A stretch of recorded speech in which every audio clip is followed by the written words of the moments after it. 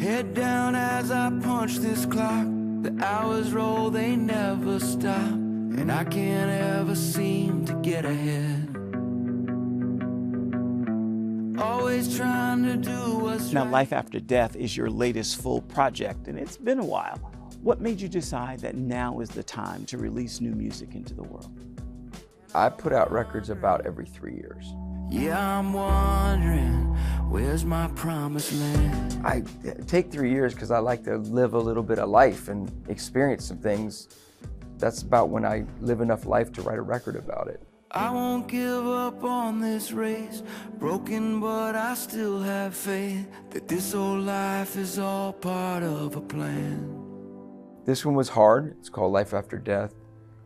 I lost my firstborn son in 2019. So most of the songs are about the journey from losing him to where I am today. I'm thankful that God is in the hardest places and that He meets us in the deepest valleys. I chose to trust in this promise that He would never leave me or forsake me, and He's remained true to that. You ready, man? Okay. Now, you collaborate with Zach Williams on one of the songs. It's called Cornerstone. Tell me about it. That song comes from a heavy place, man. But I'm still standing on the only rock I know. You're my cornerstone. You know, I stood in front of people at a park in Franklin, Tennessee,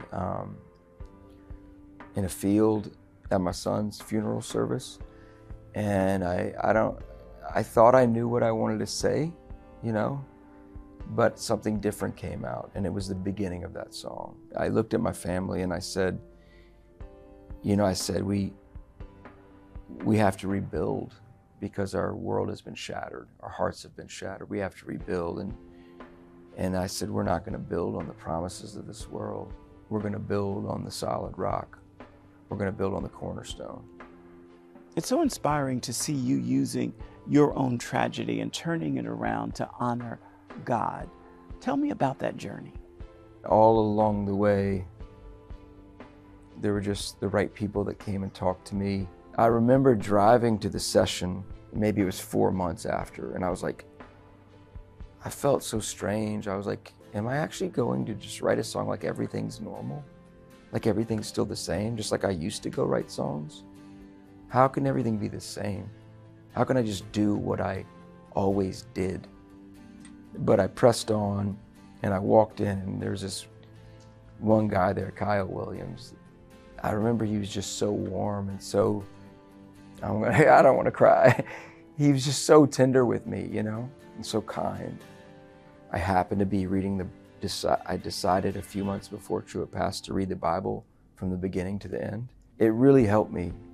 It really helped me. And when I was reading the Bible from the beginning to Genesis to Revelation, I came across that scripture that led to that song, The Goodness, which said that God is rolling up His sleeves.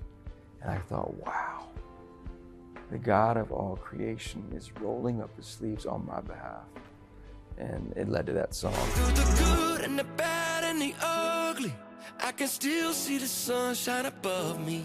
I think the goodness is important, and I think the reason it is because no matter what valley you're in right now in your life, no matter how hard someone's life is, whatever they're facing, I think maybe that song could inspire someone that they could make it to where they see God as good. You're the good, you're the good, you're the good, you're the goodness. You are. Through the good and the bad and the ugly, I could still see the sunshine above me. Lord, I love all the ways that you love me. You're the good, you're the good, you're the goodness.